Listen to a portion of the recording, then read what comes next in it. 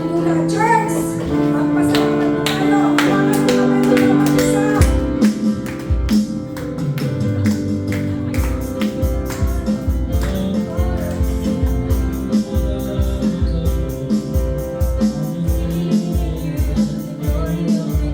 Maghawakan po tayo. Maraming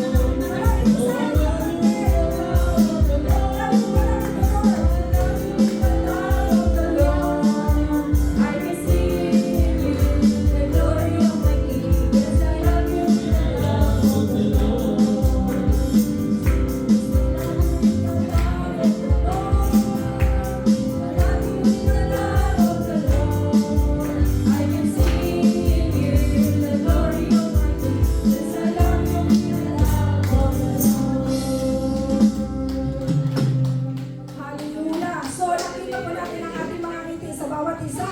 So, thank you. And ngayon po, ihanda po natin ang ating pagpupuri. Awitin po natin that mighty is great. Mighty great is He. Hallelujah. Praise. Pumalakpak tayo.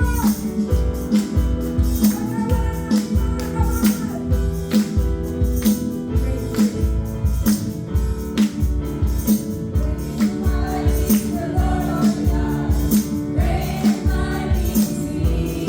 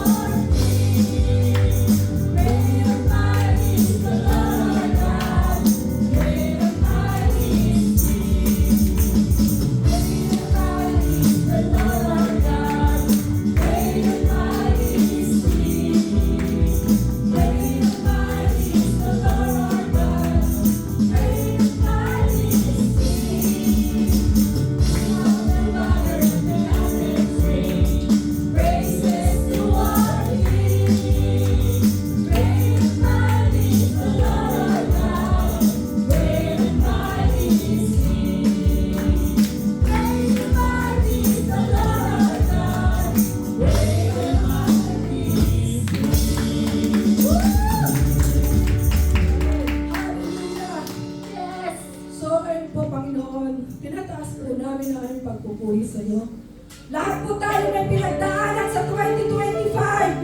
Lahat po tayo nagkaroon ng mga problema, pero hindi po tayo tumitigil na magpasalamat sapagkat pinibigyan tayo ng higit na katatagan at pananampalataya. Hallelujah. So, church, let worship our Lord. The Alpha and the Omega. Hallelujah. Yes, Lord. Praise God. Yes, God. In the darkness we were waiting, without hope, without light.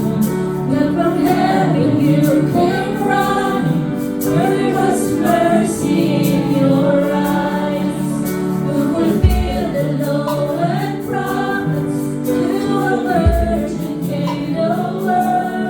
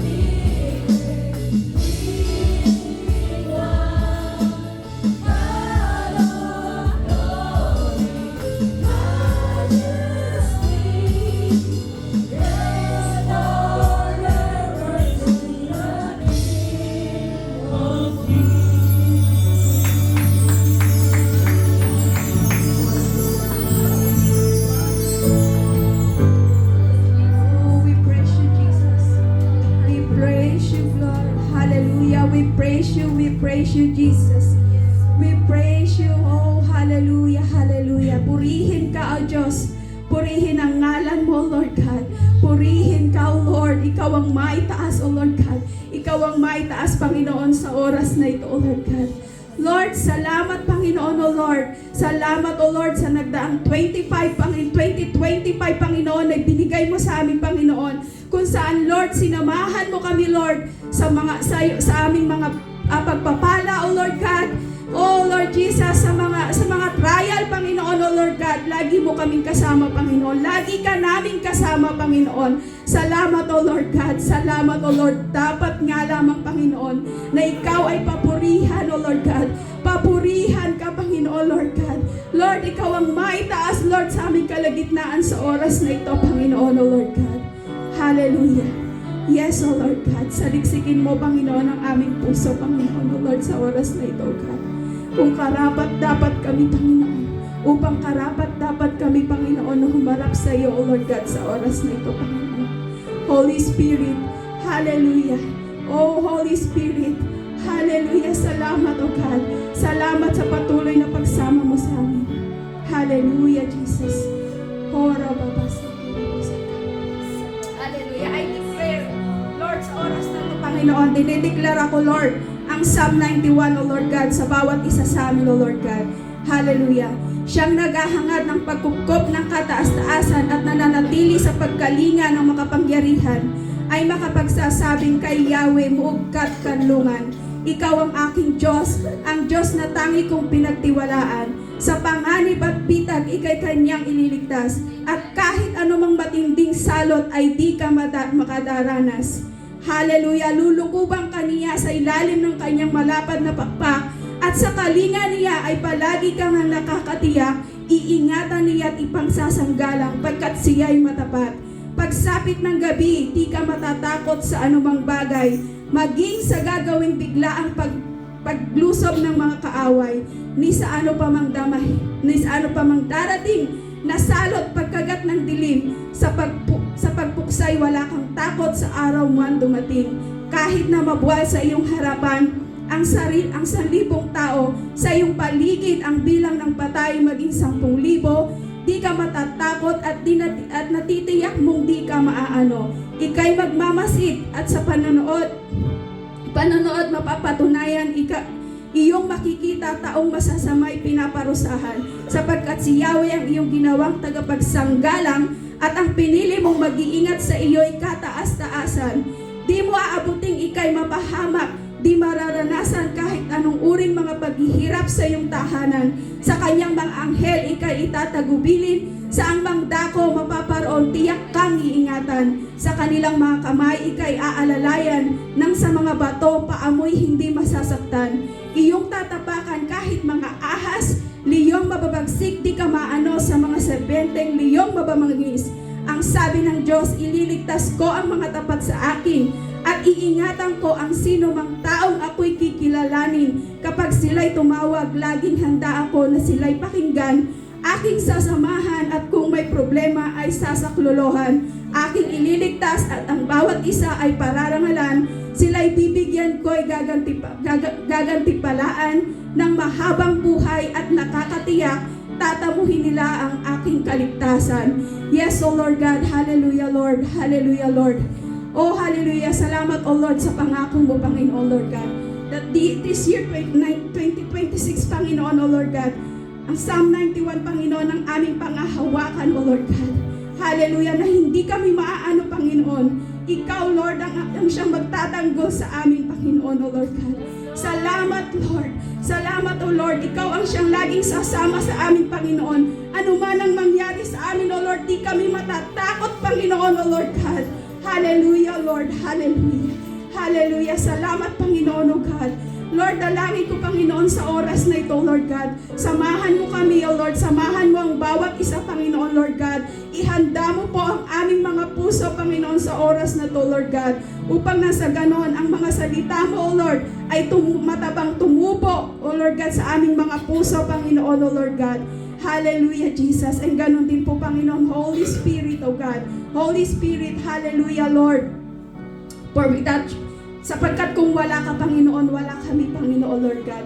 Kaya't Lord, inaanyayahan namin ang iyong banal na spirito, Panginoon, sa aming kalagitnaan, O Lord God. Lord, hallelujah. That Lord, sa oras na ito, Panginoon, ang bawat isa, O Lord God, ay makararanas ng kagalingan, Panginoon. Makararanas ng kalayaan, Panginoon, Lord God. Hallelujah. Makararanas, O Lord God, Lord, ng pagmamahal, Panginoon, O Lord God. Makakaranas, Panginoon, ng kapayapaan sa piling mo, Panginoon. Kapayapaan na nagmumula sa iyo, O Lord God. Hallelujah. Pagmamahal, O Lord God, na nagmumula sa iyo, Panginoon, O Lord God. Lord, yung kasiyahan, O God, na hindi kayang ibigay ng mundong ito, Panginoon, O Lord God. Hallelujah. Sa iyo lamang namin ito matatagpuan, O Lord. Hallelujah. Salamat, O Lord God. And dalangin namin, Lord, yung maghahayag ng iyong salita sa oras na ito, Panginoon, O Lord God. Hallelujah. Anoint her, O Lord God. Anoint her lips, O God. Hallelujah. Lord, gamitin mo siya, Lord. Gamitin mo siya as your vessel, Panginoon, Lord God. Ibaba mo siya, Panginoon, upang nang ikaw ang siyang maitaas sa oras na ito, O Lord God. Hallelujah, Lord. Dalangin ko po, Lord, na maging sensitive siya in the spirit, Panginoon, O God. Upang nasa ganun, Lord, hallelujah, Lord, at hindi yung kaalaman niya ang siyang maihayag niya, kundi ang yung salita, Panginoon, sa oras na to na gusto mong sabihin, O Lord God. Hallelujah, Jesus. Salamat, O Lord God. Itago mo siya sa iyong likuran, Panginoon, O Lord God. Salamat po. In the mighty name of Jesus. Amen. Happy New Year, everyone! Ayan, masaya po ba ang bawat isa? Ayan, magandang umaga po sa bawat isa at welcome po sa ating first Sunday of the year service. So, masaya po ba kayo na nandito kayo ngayon? Amen. Pwede po bang kamayan muli ulit natin yung ating mga katabi and say, I am glad that you are here. Ayan. God bless you this 2026. Yan, purihin po ang Panginoon, no? Last 2025 is naranasan natin ang kabutihan ng ating Panginoon. Amen?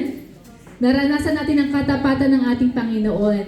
And this year po, mas higit pa natin mararanasan ang presensya ng Lord, ang kanyang kabutihan at ang kanyang katapatan. Excited na ba kayo for this year? Sa gagawin ng Panginoon? Katulad po ng binasa ng ating kapatid, no, sa Psalms 91. Napakagandang pangako po ito na ating panghahawakan for this year. So I encourage each and every one of us, pag uwi niyo po sa inyong mga bahay, let's meditate po yung Psalms 91 na binasa po ng ating kapatid nung tayo ay nananalangin. So welcome po sa bawat isa. Welcome po sa mga first time who attended this Sunday. Sino pa yung mga first time? Ay! Ayun po. Ayan. Welcome po sa JCCI. And those who haven't been here for a while, and dun po sa mga lagi pong nandito, welcome po sa bawat isa. At before po natin marinig ang mensahe na i-deliver po ng ating kapatid, pwede ko po bang tawagan sa harapan lahat po na nag-birthday noong December 2025. Lahat po ng birthday celebrants noong nakaraang buwan, pwede po ba kayong pumunta dito sa ating harapan para po tayo ay panalangin ng ating congregation. Yan, medyo madami po sila. Sige po, isama na rin po natin, sino rin po yung mga nagdiwang ng wedding anniversary noong December? Wedding anniversary po. Yan, wedding tsaka birthday po. Sige po, may I invite everyone to please come forward.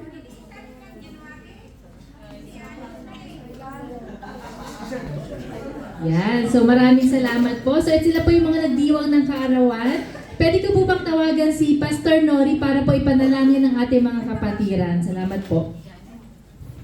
Siguro awitan mo natin sila. Happy birthday to you.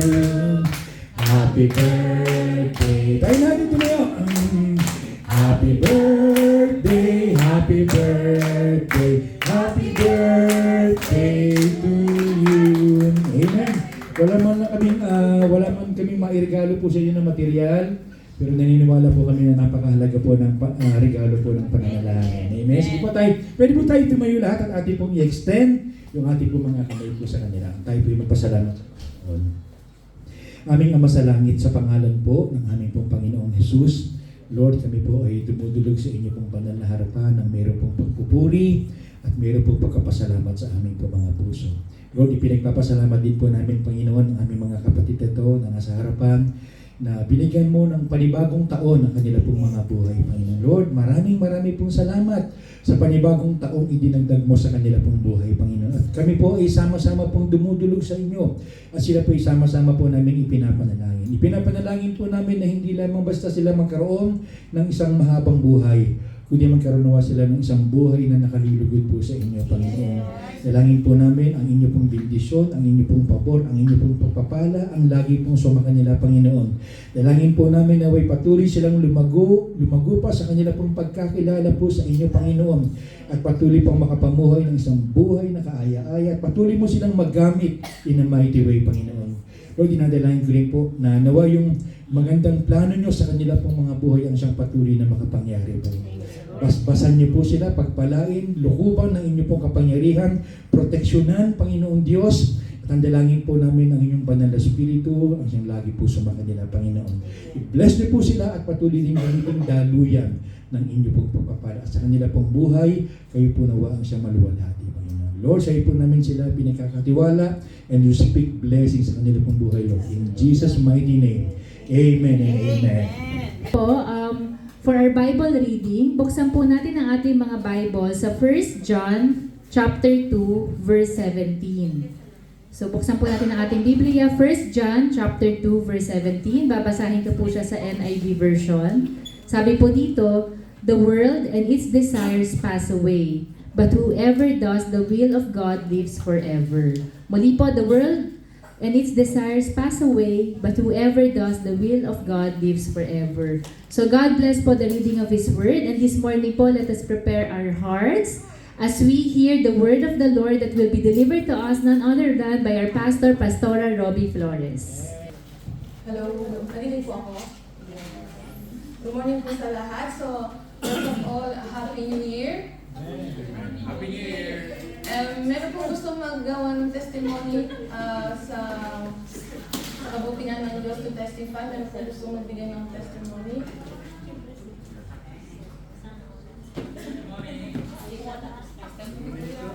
Yes. Next week.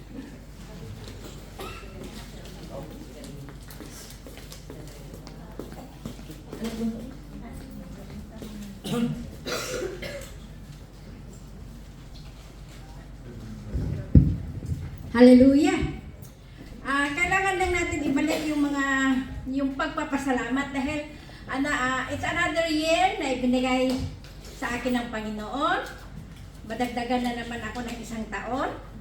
At saka, nagpapasalamat din ako kasi wala talagang imposible sa prayers dahil nga is, hindi ito chismis isi-share ko lang. Dahil nga is, hindi mo naman maiwasan sa isang pamilya, may tampuhan din.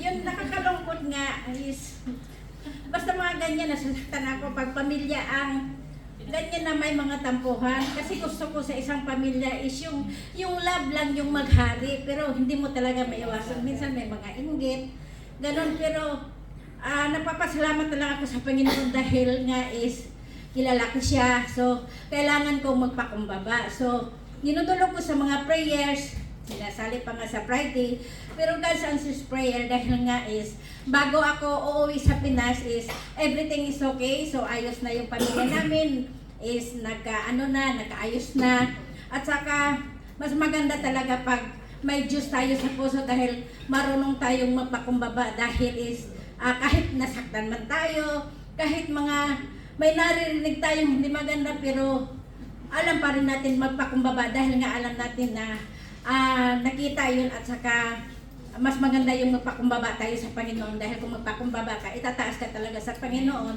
Yung nagpapataas, ipapakumbaba din yun ng Panginoon. Kaya ibabalik ko sa Panginoon yung health din na ibinigay niya sa akin kahit palagi akong nagrereklamo sa trabaho araw-araw na masakit yung katawan ko, pero natatapos ko naman din yung trabaho ko, nakaka-uwi na safe and sound, kaya ibabalik ko lang talaga sa Panginoon yung mga papuri at pagsamba sa Kanya.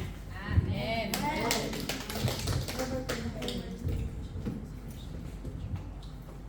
Amen. Praise God. I believe na kung sinamahan tayo ng Diyos last year, sasamahan din niya tayo this year. Amen po ba? Amen. Okay. So, ang topic po natin today is living for the Lord. Yung key verse?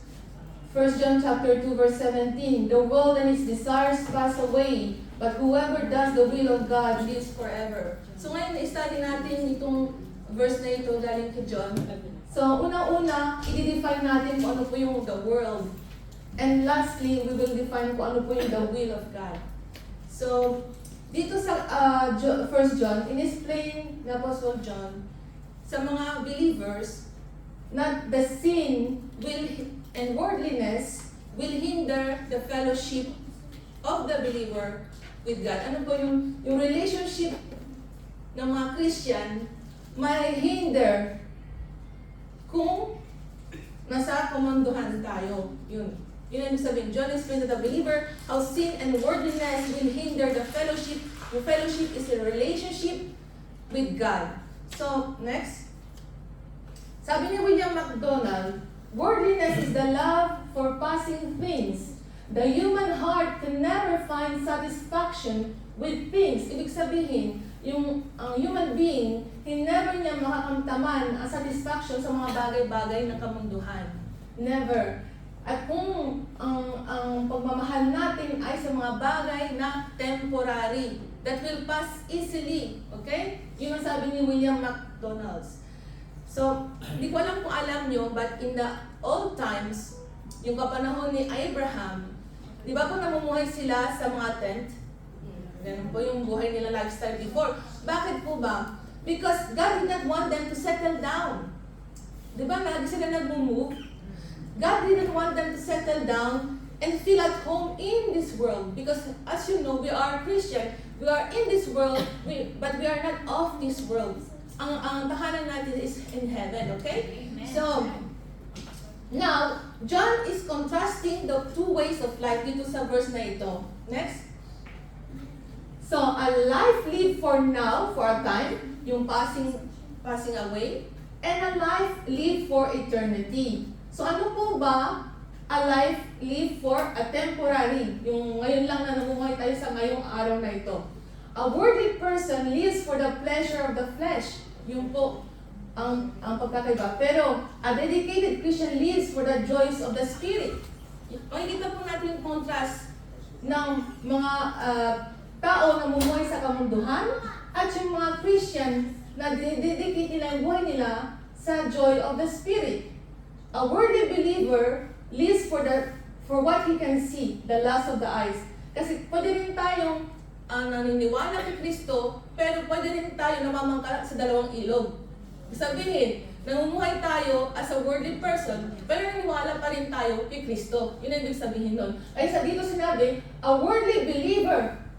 Naniniwala na siya, believer na siya, pero worldly pa rin siya. Okay? A worldly believer lives for what he can see, the lust of the eyes. Okay? A spiritual believer lives for the unseen realities of God.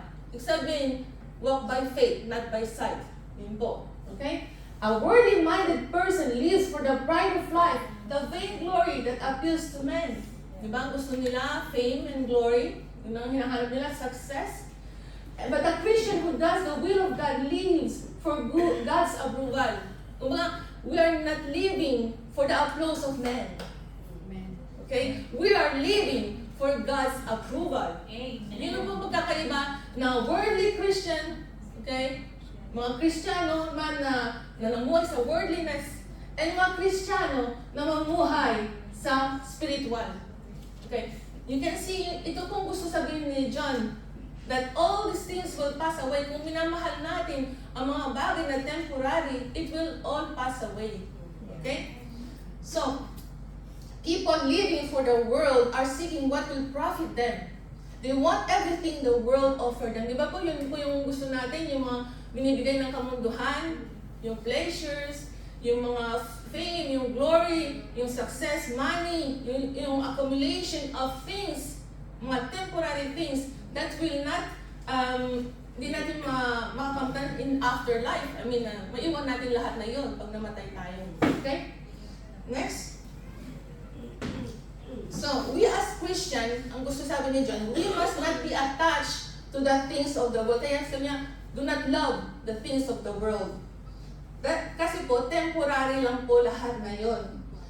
Di po natin i-trade yung kaluluwa natin sa mga bagay ng kamunduhan. We must not trade our soul against the riches of this world. Doon po nakasulat sa Matthew chapter 16 verse 26. For what will it profit a man if he gains the whole world and forfeits his soul? Or what will a man give in exchange for his soul? Ibig sabihin po, isasan lang po ba natin ang kaluluwa natin sa mga bagay-bagay ng kamunduhan? Di ba po yung kaluluwa natin mas mahalaga sa mga bagay ng mundo? Amen. Can you value a soul? Wala pong price ang isang kaluluwa. Di ba po ba? Hindi po binibenta ang kaluluwa. Wala pong price yun. So, sabi niya, kahit ano man nakakamtan nyo sa mundo na ito, hindi katumbas ng kaluluwa nyo. Okay? Ibig sabihin, mas valuable po ang kaluluwa natin kaysa sa mga bagay ng mundo. So, you cannot trade your soul. Hindi yung pwedeng ipagpalit yung kaluluwa nyo. Okay? Because walang price po ang kaluluwa natin. Okay? So, yun po yung sabi ng Matthew chapter 16 verse 26. So now, ano po yung word na sinasabi dito? Ano po yung word na yun? So, the world hindi po yung earth. Kasi alam natin yung world, di ba po yung globe, yung earth, yung sa solar system may earth. Hindi po yun. Ang sinasabi ng world is a system. World system. A society, a religion, intellectual, a moral. Yun po yung world. Yung sistema ng mundo. Yun ang ibig sabihin ni John. Okay? Hindi po yung globe, hindi po yung earth kung saan na, ano yung sistema, kung paano po ang takbo ng mundo. Yun. Lahat ng bagay sa kamunduhan na hindi po under God's sovereignty is rebellion. Okay? Against God. Kung hindi po umaayon ang mga bagay ng mundo sa kingship ni God, is not submitted to Lord Jesus, it's rebellion. I'll give you an example. Dito nakasulat, religion. Di ba po ba mayroong Buddhism, may Hinduism? If you see that religion as Buddhism, very peaceful po yung mga tao na yun. Hindi naman po nag-war ka mga na jihadist, di ba po ba? Hindi naman po yung mga nag-war, nagpapatay ng tao. Ang mga Buddhist na tao, mga Hinduist na tao is very peaceful people. Pero ang problema po nila is what? Idolatry. Bakit? Madami silang gods.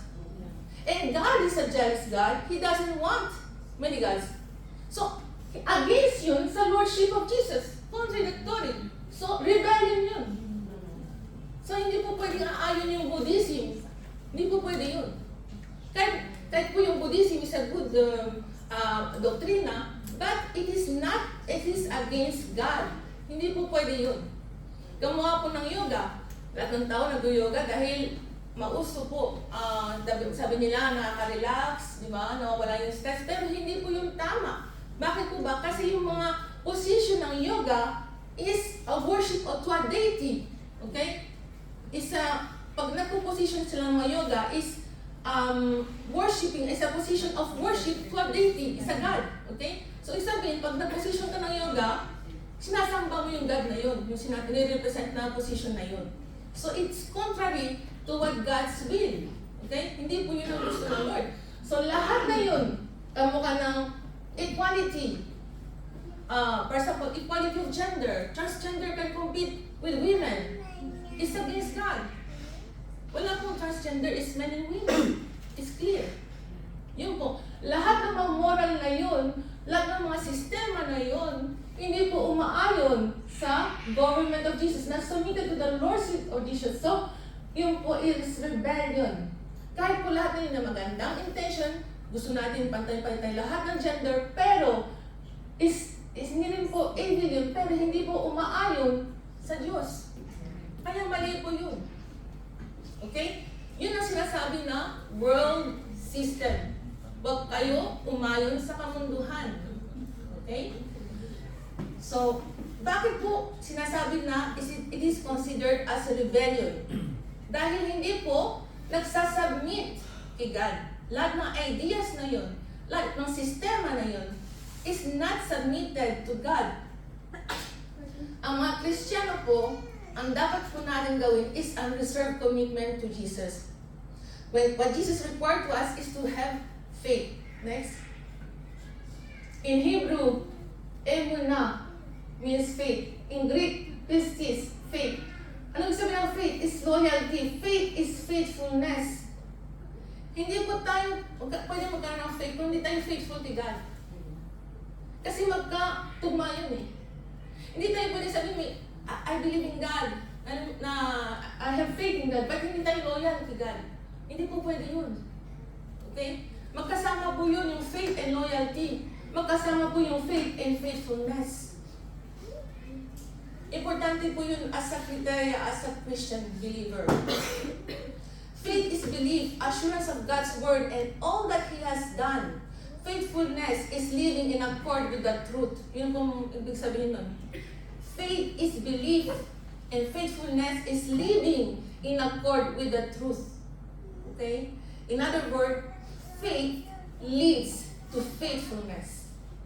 Hindi ka pwedeng faithfulness kung wala kang faith. Okay? Hindi ka pwedeng magkaroon faith. Magkatugma yun.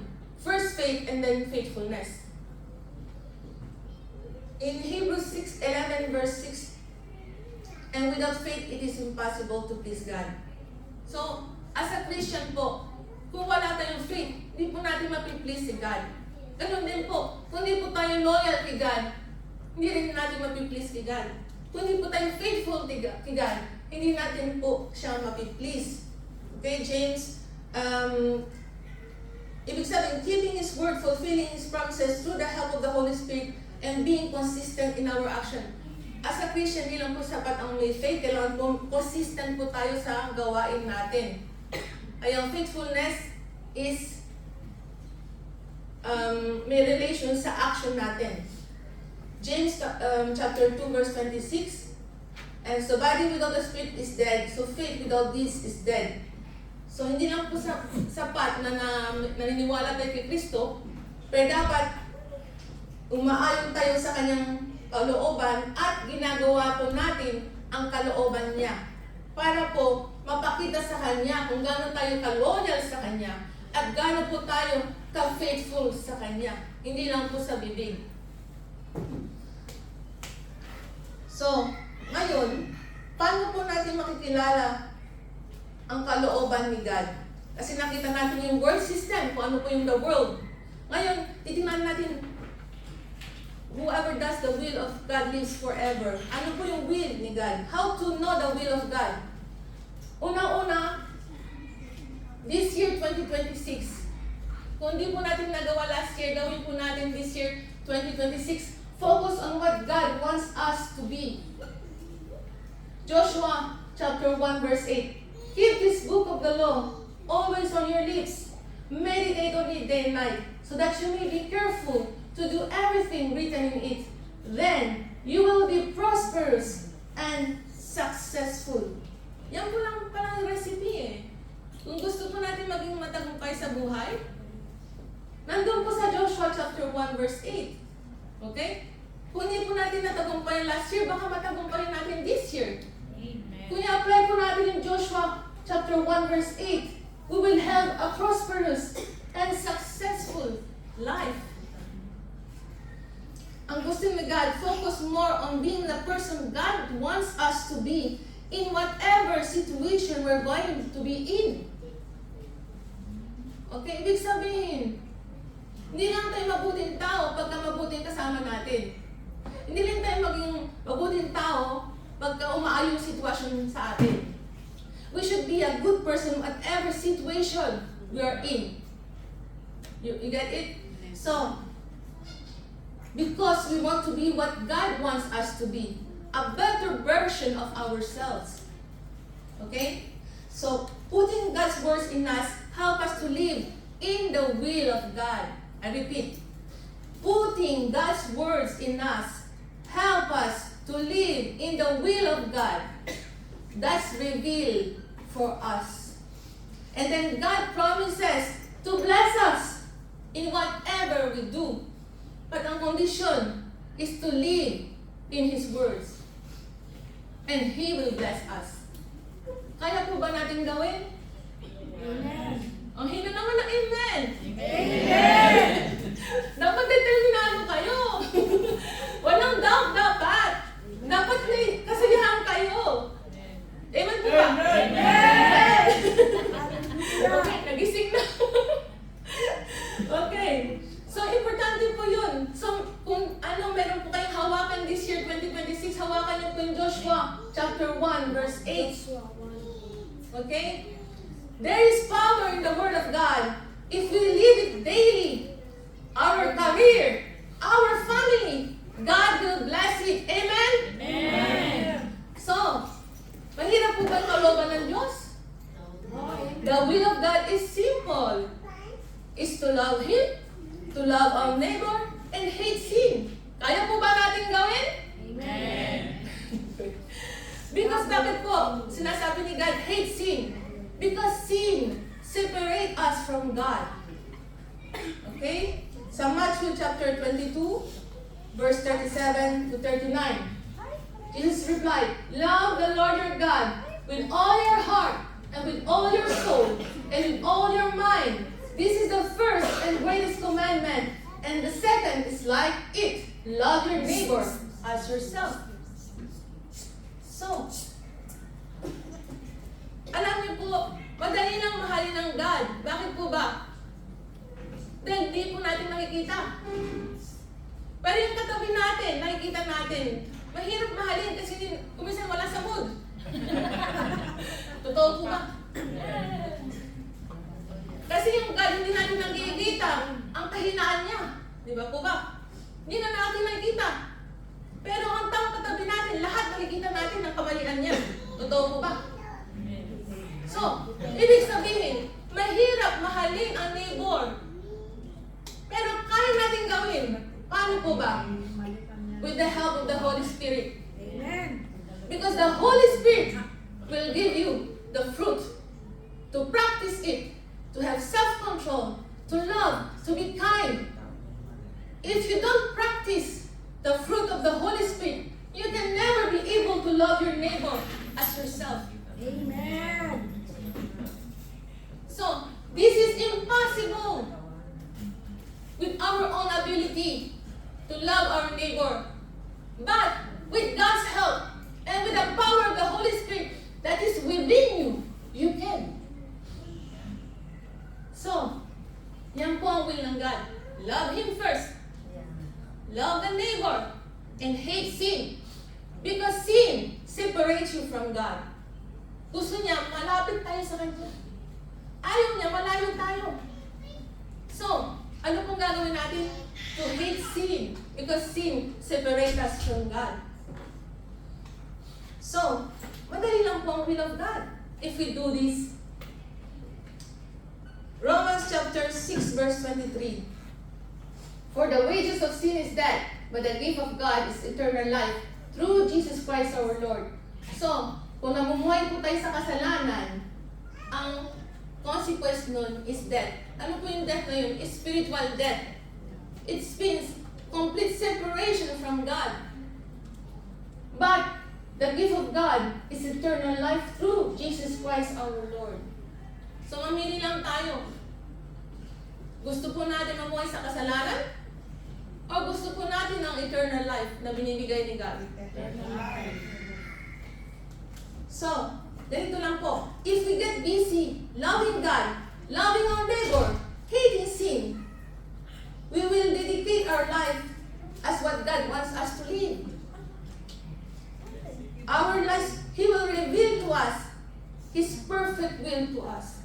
Kung busy tayong ginagawa yung kalooban ng Diyos, He will reveal to us His specific will sa buhay natin. Pero kung binibisi natin ang buhay natin sa mga kamunduhan, God can never reveal to you His specific will. Amen po ba? Amen. Okay. So, ano ba yung iba pang area na gusto ni Lord sa atin? He wants us to be a good husband or wife. He wants us to be a good father or mother. He wants us to be a good steward in our job. A disciple of Jesus, a soul winner, an intercessor. Kasimple lang po. 1 Corinthians chapter 10, verse 31.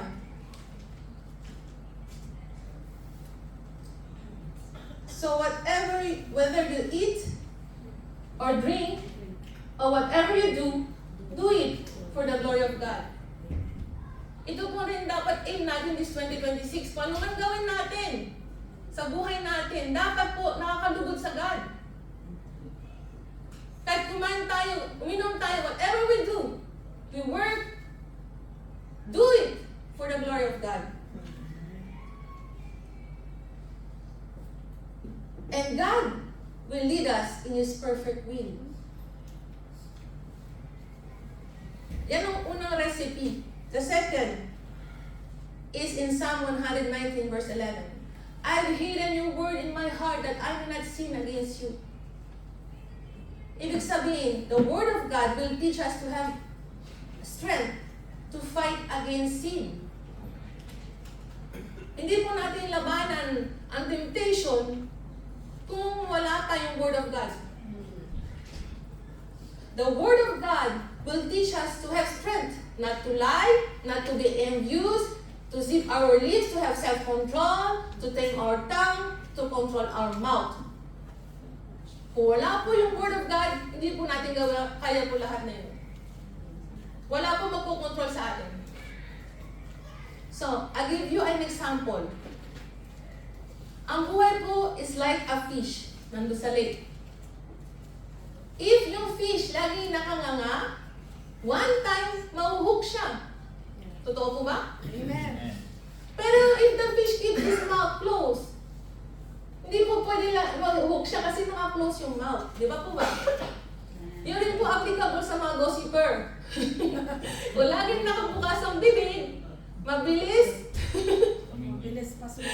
maipit sa mga kaguluhan. So, if you keep your mouth closed, malayo ka sa gulo. So, ibig sabihin po, the Word of God will start to guide us and keep us away from a lot of problems. The Word of God will guide us and keep us away from a lot of compromise. Bakit po ba? His Word will be our light. So, in Psalm 119 verse 105, Thy Word is a lamp unto my feet and a light unto my path. Kahit di po natin mag-grasp yung will of God, sinasabi ng Biblia kung ano pong dapat natin hindi gawin. Nagat niyo po ba? Kahit hindi niyo maintindihan, kahit hindi niyo mag-grasp yung plano, yung will ni God sa buhay niyo, alam niyo kung ano ayaw niya. Nakasulat po sa Biblia. It is clearly written what you should not do. So, kung susundan niyo po kung ano nasa sa Biblia, matatama ang landas niyo. And the Word of God will be your light. Gusto niyo po ba na yung Word of God will be your light this 2026? Amen. Okay. So, Psalm 1 verse 1 to 3. Blessed is the one who does not walk in the step with the wicked, or stand in the way that sinners take, or sit in the company of mockers, but whose delight is in the law of the Lord, and who meditates on His law day and night. That person is like a tree planted by streams of water, which yields its fruits in season, and whose leaf does not wither. Whatever they do, prosper. Ito po yung second tip. Kung gusto niyo mag-prosper this 2026, Psalm 1, verse 1 to 3. You have to be planted, grounded in the Word of God. So whatever happens, you will not wither. Whatever they do, they prosper. Tandaan niyo po ito kasi ito po ang magbibigay ng light sa ating path this 2026. If we do what God told us to do, and we remain in His Word, we will prosper. Pero ano pong problema? Ang problema is ayaw natin, diktahan tayo. Tayo po marunong. Diba po? I know what is good for me. I'm old enough, matanda na ako, alam ko na ang tama at mali, di ba po ba? Hindi ko kailangan na someone will teach me what to do. I don't need someone to tell me, do this, do that, this is wrong, do this. Because sasabihin natin sa sarili natin, kaya ko naman. Matanda na ako. Alam ko naman ang tama at mali. Di ba po ba? Yun ang problema po. Ang problema po is man wants to be God of himself. We desire many things in our life, but our desire will never be met as long as God doesn't have a place in our lives. Kasi po, minsan po, yung mga gusto natin sa buhay, at tingin natin harmless, pero hindi po nakakalugod sa God. Dahil po, kaysa papalapit tayo sa God, nakakalayo yun sa atin, kay God. Yun. Dapat po, God should have an active role to play in our life, not just salvation. Ibig sabihin, hindi lang po sinabi, tinanggap natin si Kristo, tapos na. Hindi po. Every day, God have a role to play in our life. Every day. Many people doesn't want God to tell them what to do. That's the problem. And they do not include God in their plans. They do not include God in their decisions making. Why? Because matalino po tayo. Marunong po tayo. Ayaw po natin na may nagtuturo sa atin kung anong gagawin natin. Totoo po ba? So, this 2026, we have to consider our ways. Sino po talaga ang God ng buhay natin? Sarili natin? O yung God? God the Father, God the Son, God the Holy Spirit. Sino po talaga ang God ng buhay natin? This 2026. Sarili natin? No. Genesis, let's go back to the beginning. Genesis chapter 3, verse 4 to 5. Sabi ng Ahas kay Eve, you will not certainly die, the servant said to the woman. For God knows that when you eat from it, your eyes will be opened, and you will be like God, knowing good and evil. So, ibig sabihin dito, yung tinigso ng serpent si Eve, sabi niya, you will be God, like God. Sabi niya, you will be like God. Ano ibig sabihin nun? Siya na magiging God ng buhay niya. Tinanggap ni Eve. Kinain niya. Yun ang pong problema. We eat over that apple every day. Because we want to be God of ourselves.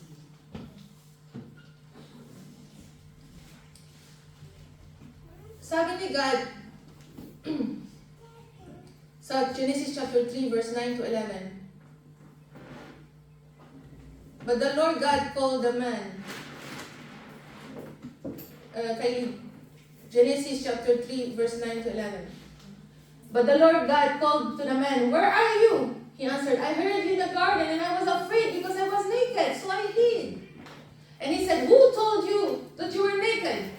Have you eaten from the tree that I commanded you not to eat from? Ano ibig sabihin dito? Sino nagsabi sa'yo? Sabi ni God. Hindi niya sinabi, paano mong alam?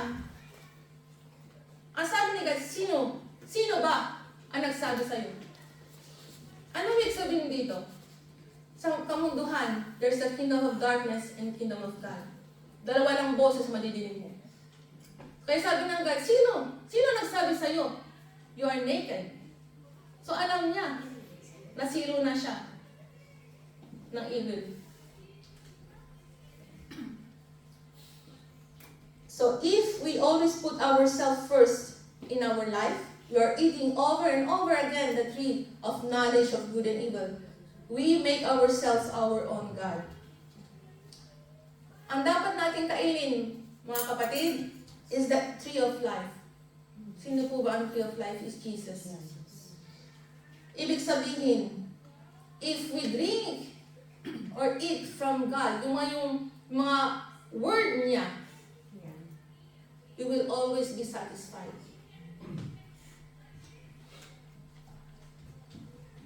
And aside that, na yung mga tao ayaw dinidikta, gusto nila sarili nila ang God nila, many people think living is enjoying life. Sabi nga nila, isa lang ang buhay natin, di ba po ba? So dapat natin enjoy to the fullest. Sabi nga na night, just do it. Do whatever you want to do. But hindi natin alam. We are just moving in a circle. We're not moving forward. Bakit po ba? Bakit? Dahil yung mga ginagawa natin sa buhay hindi po naka-align sa kalooban ng Diyos. Kaya umiikot ng ikot lang tayo. Walang moving forward. If our life is in alignment according to His will and purpose, we will function as God wants us to be. According to the reality on how God created us. So ano pong solusyon? Para hindi po tayo moving in circle, dahil yung mga ginagawa natin hindi natatagumpay, wala po napupuntahan, dahil po, hindi po involved si God sa buhay natin. Ngayon, ano pong solusyon doon? Put God first. We have to consider our priorities to put God first in our life. Haggai, chapter 1, verse 5 to 7. Now therefore, thus says the Lord of hosts, consider your ways and thoughtfully reflect on your conduct. You have planted much, but you have harvested little. You eat, but you do not have enough. You drink, but you do not have enough to be intoxicated. You clothe yourselves, but no one is warm enough, and he earns wages, earn them just to put them in a bag with holes. Because God has withheld His blessing. Thus says the Lord of hosts, consider your ways and thoughtfully reflect on your conduct. Bakit po ba kumakayod tayo tapos nawawala sa wala? Pagdating, nawala agad. Sabi ng God, consider your ways. Bakit nawawala sa buslo? Bakit kumakan tayo is never enough? Bakit nothing we do is enough? Consider your ways. Sabi ni God. Ang context po dito is, alam niyo po ba yung context dito ng story ni Haggai? Is, nung panahon na ito, pumunta sa exile yung mga Jewish, yung mga Israelites sa Babylon. Kaya po si Daniel napunta sa Babylon. They stayed there 70 years. Imagine! They stayed in Babylon 70 years. And dahil sa prayer ni Daniel, nag-fast siya, Daniel fast, 21 days, pinakinggan siya ni God, tapos bumalik sila, nahipo yung puso ni King, bumalik sila sa Israel, sa Jerusalem. Ang plano ni God is to rebuild the wall of Jerusalem, the temple of Jerusalem. Ngayon, yung bumalik sila, after 70 years, anong dala-dala nila? Alam niyo po ba ang dala-dala nila? Mga baon-baon. Ang dala-dala nila, sistema ng Babylon. Because they lived there 70 years. So, nagkaroon na silang mga anak, na-raise nila yung mga anak nila sa sistema ng Babylon. Pagbalik nila sa Jerusalem, anong sistema ng buhay nila? Babylon. Dahil, namuhay sila sa Babylon. Ngayon, ang sabi ni God, consider your ways. Bumalik kayo sa akin. Kaya sabi niya, rebuild the temple of Jerusalem. Ano ibig sabihin ng rebuild the temple of Jerusalem? Set your priorities, go back to me. Yun ang ibig sabihin nun. Pero ang problema, sumunod naman sila. Ginawa nila yung temple na umpisa sila. Pero after 2 years, nagkaroon sila maraming opposition. Huminto sila. Alam niyo ba, 14 years later nila bumalik. Anong ginawa nila during 14 years sa palagay niyo? They were busy building their houses. Hindi nila binibuild yung temple of God. They were busy building their homes. Ganun din tayo. We're not busy in the kingdom of God. We're busy in our lives. Ang gusto ni God, ang symbolize ng temple of Jerusalem, to prioritize their spiritual life, to experience freedom in God, to go back to a place of worship, to place God where God is involved in every matter in their life. Yun ang ibig sabihin. Why God asked the people to go back to Jerusalem and build the temple. So, kaya po natin this 2026 iset ang priorities natin. Consider your ways, says the Lord. Put Him first.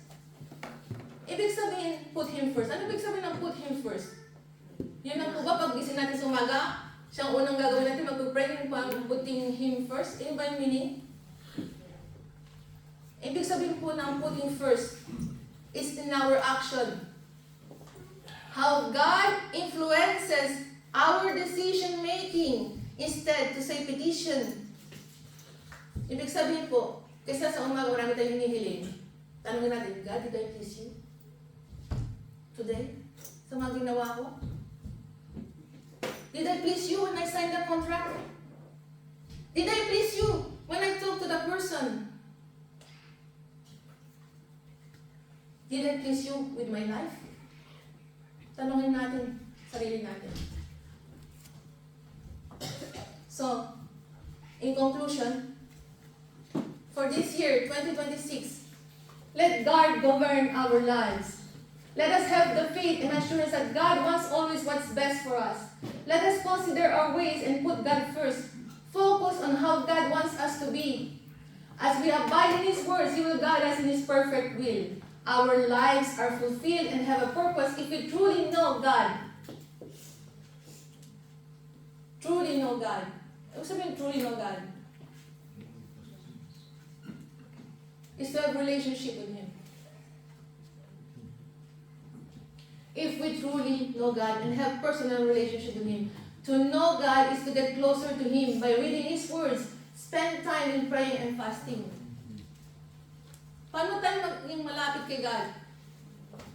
Kung hindi natin alam yung words niya, kung hindi tayo nagko-communicate sa Kanya, kung hindi tayo nagpo-prayer, kung hindi tayo nagpa-fasting, how can we get closer to Him? Paano? Gawin ko po example ito, yung mic. So ngayon, tatanggalin ko yung mic. Nadidinig niyo ba ako? Nadidinig niyo ba ako? Nasa likod. Nadidinig niyo ba ako? Nasa likod? Tita Jo, nadidinig niyo ako? Say it, miss! Yung mga nasa unahan, nadidinig ako, di ba? Pero nasa huli, mahina na. Ganun din tayo kay God. Kung malapit tayo kay God, madidinig natin ang tinig niya. Pero kung malayo tayo, hindi natin madidinig, mahirap pakinggan. God is always there. He never moves. Pero tayo po ang lumalayo.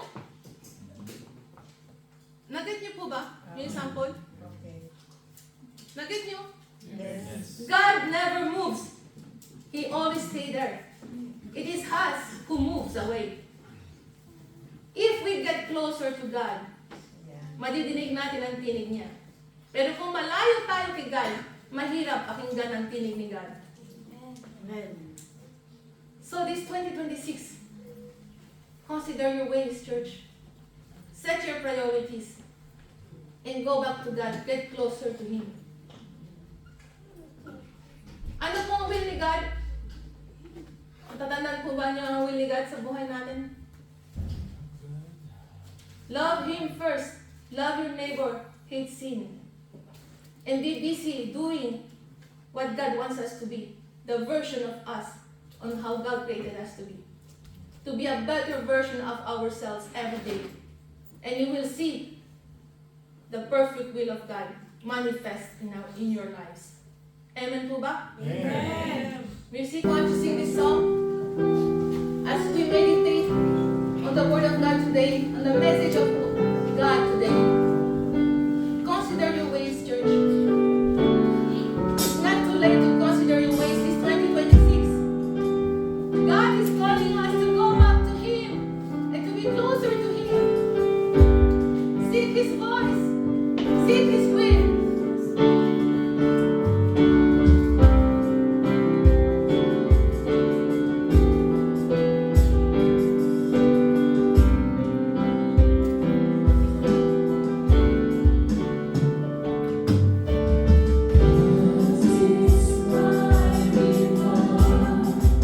And all of my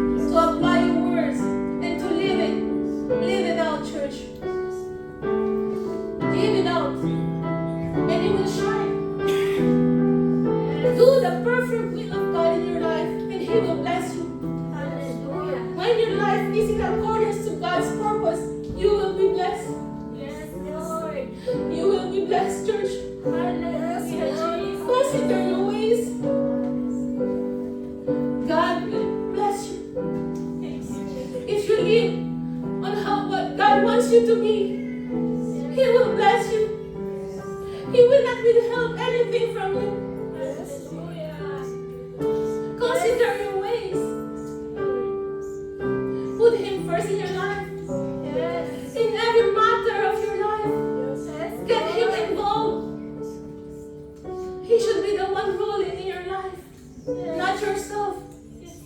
So surrender your life. Surrender. Have the desire to go closer to God, closer to Him. God is here. God is here. He never moves. He never moves. Yes.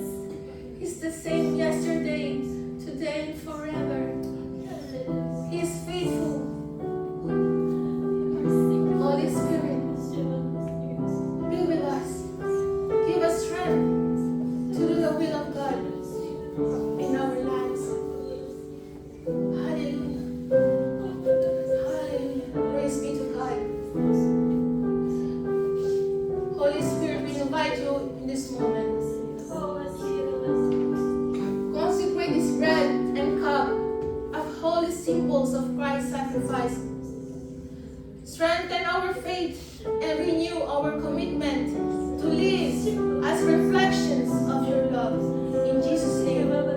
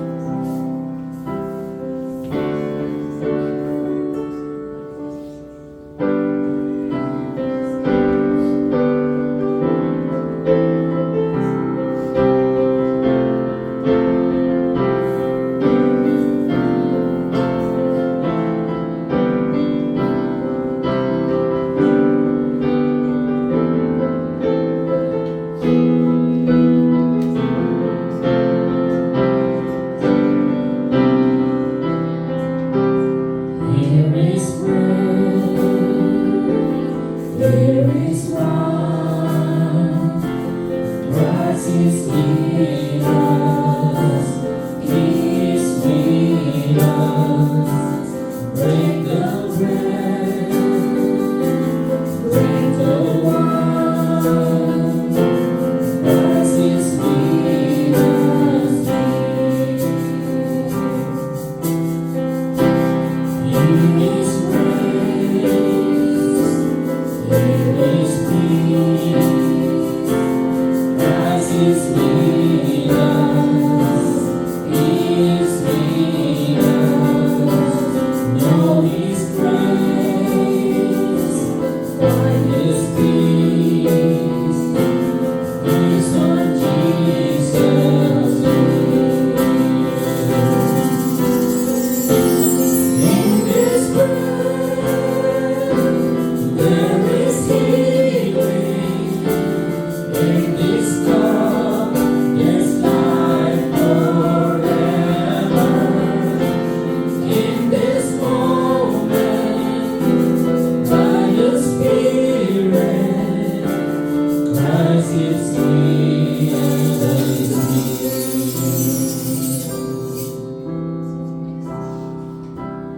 Let us proceed to our communion.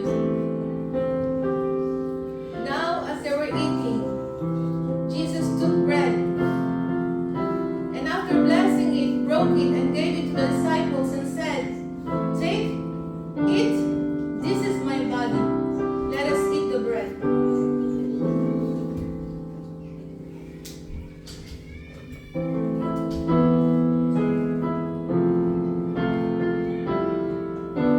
And he took a cup, and when he had given thanks, he gave it to them, saying, "Drink of it, all of you, for this is my blood of the covenant, which is poured out for many, for the forgiveness of sins." Let us drink.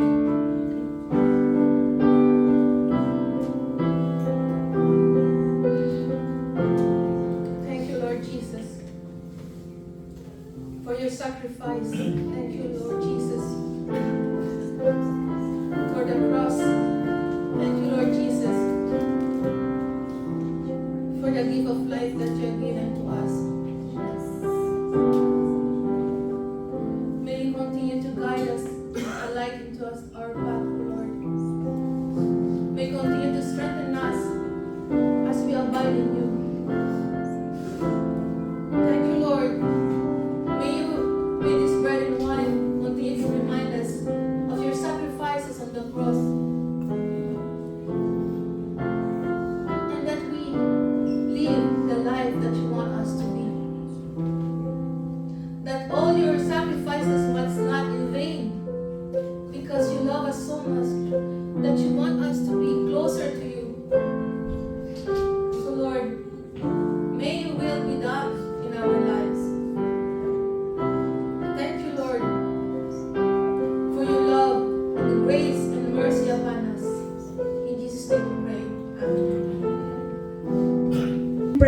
Lord sa akin to.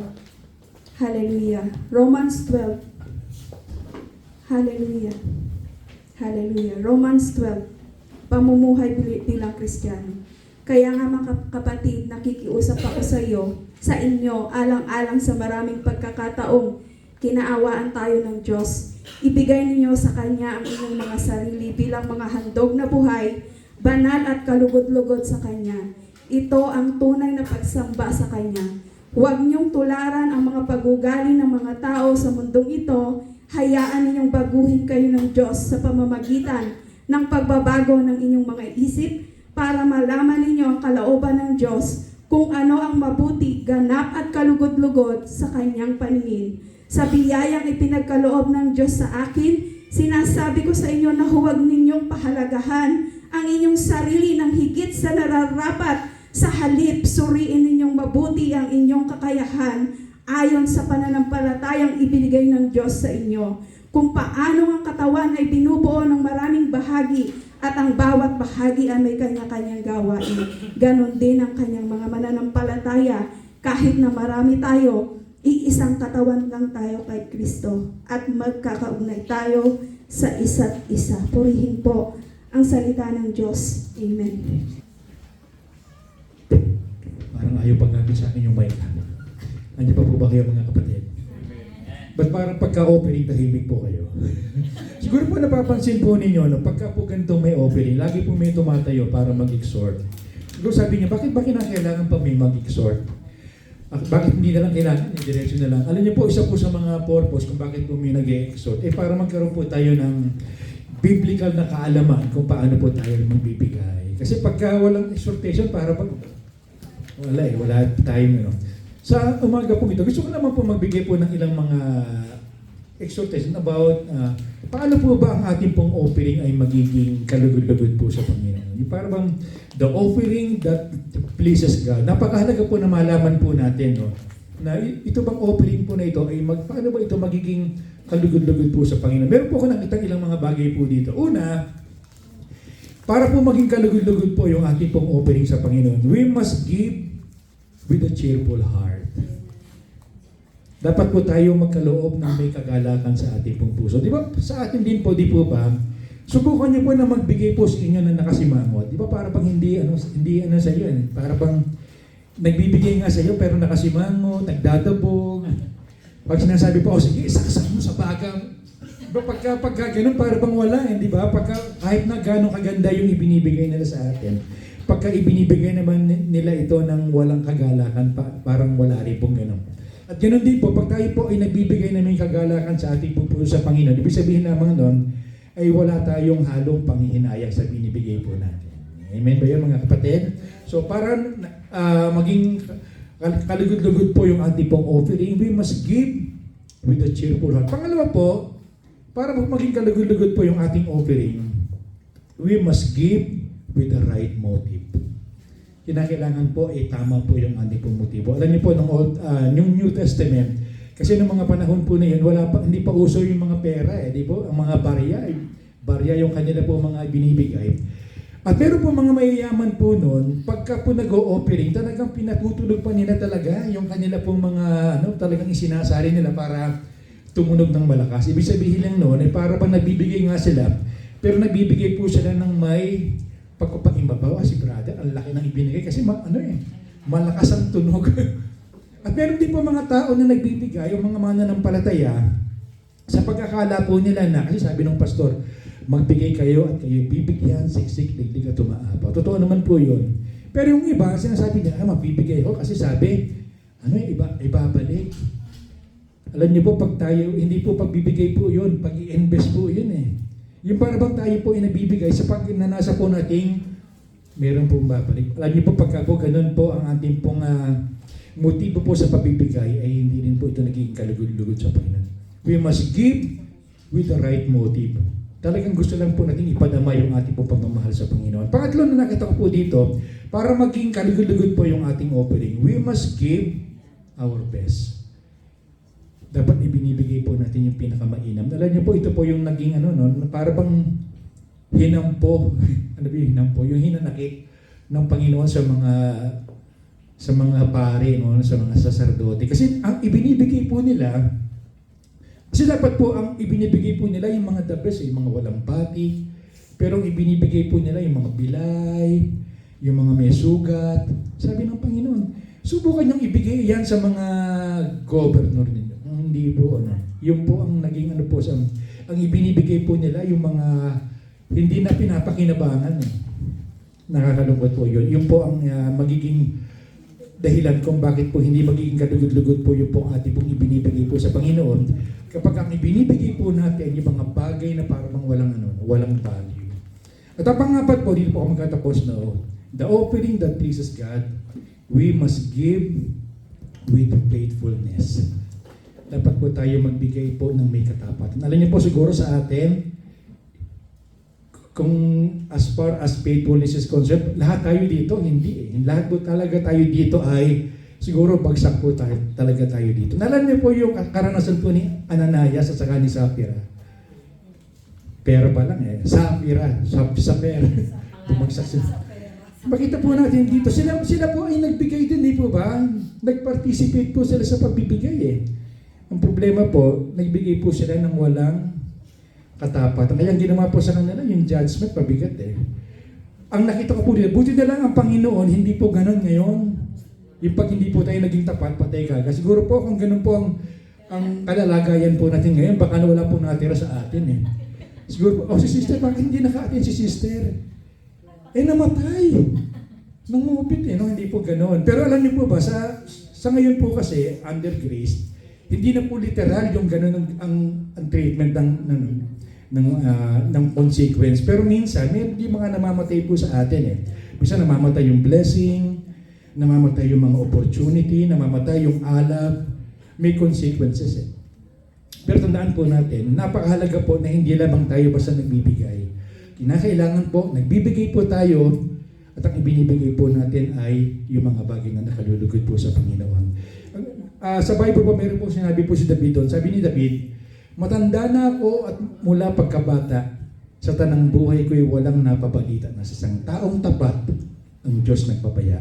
Tandaan niyo po, pag tayo po ay nagiging tapat, especially pag tapat po tayo sa larangan po ng pagkakaloob, hindi po tayo pagkukulangin po ng Panginoon. Amen. Bayan tayo po natin manalangin, tumuloy po tayo sa Panginoon. Lord, isang malaking karangalan po sa bawat isa po sa amin ang magbalik ng kaloob po sa inyo. Lord, kami po ay nakapagkakaloob sapagkat kayo po ang una pong nagkaloob po sa amin, Panginoon. Lord, ang dalangin po namin, Panginoon, sa amin po mga kaloob ay kayo po ang sa mabigyan po namin ng kaluguran, Panginoon. Nawa, Panginoon, magbigay po kami ng may kagalakan sa aming mga puso, magbigay po kami ng tama, yung aming po mga motibo, magbigay po kami ng pinaka-the best, at magbigay po kami, Panginoon, na may kahalo pong katapatan, Panginoon. Lord, dalangin po namin na sa amin pong ibibigay sa umaga pong ito, kayo po nawa ang siyang patuloy na malugod, Panginoon. Huwaging katanggap-tanggap sa iyo ang mga kaloob po na ito. At ang dalangin din po namin sa mga perang malilikom namin ito po ay patuloy pong magamit sa ikasusulong po ng inyong pong gawain, Panginoon. Lord, sa pagbibigay po namin, ito po ay ekspresyon namin ng aming pong pagmamahal, ng aming pong paggalang, ng aming pong pitagan, Panginoon, sa inyo, Panginoon. Lord, maraming pong salamat. Ito po ang panalangin namin sa pangalan po ng Panginoon Jesus. Amen. Amen.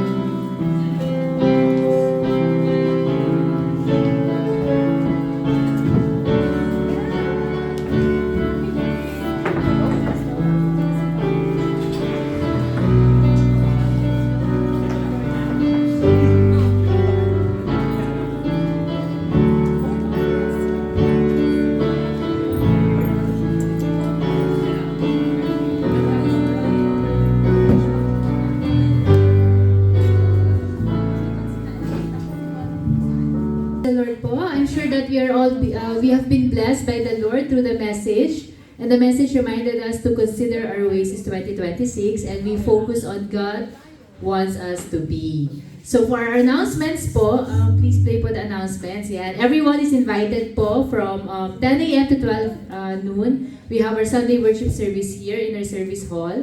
Every Wednesday po from 8 p.m. to 9 p.m. meron po tayong online midweek service. So it's via Zoom and everyone is invited. As well as on Friday, we have 8 p.m. to 9 p.m. po online prayer meeting. So lahat po tayo invited and you're welcome to invite your family and friends as well. So muli po tinatawagan ko po ang JCCI Music Team for our victory song. Pwede ba nating sabihin, God, you're so good to me. Amen? Amen. Isa pa, God, you're so good to me. Amen. And bago itong kanta, so, kailangan kumanta tayo lahat, kailangan kasama kayo. When I say God is good, you say? When I say all the time, you say? Amen po ba? Ulitin natin. When I say God is good, you say? All the time. When I say all the time, you say? God is good. Ayaw po tumayo lahat. At bigay natin ang best natin sa victory song natin. Yes, we are victorious because God is with us every time. Yeah.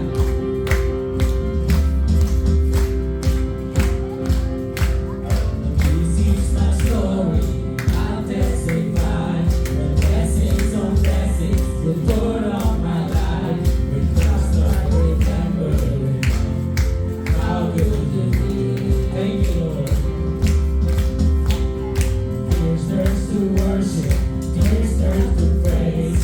Chains of depression, broken by grace. When I start remembering how good you been.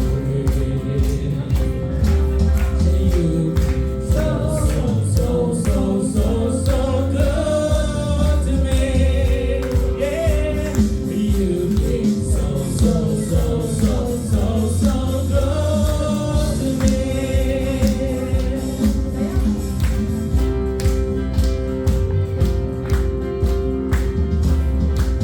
Verse 3.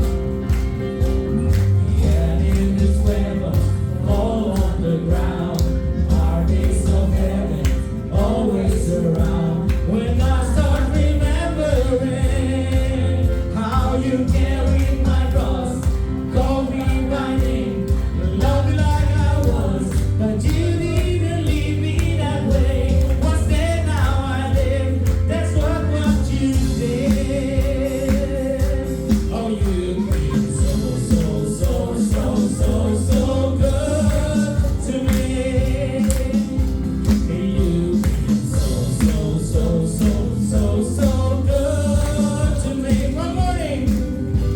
From morning to night, the lows and the highs. I look back in my life and know that I see that you've been so good to me. I look back and you're so good.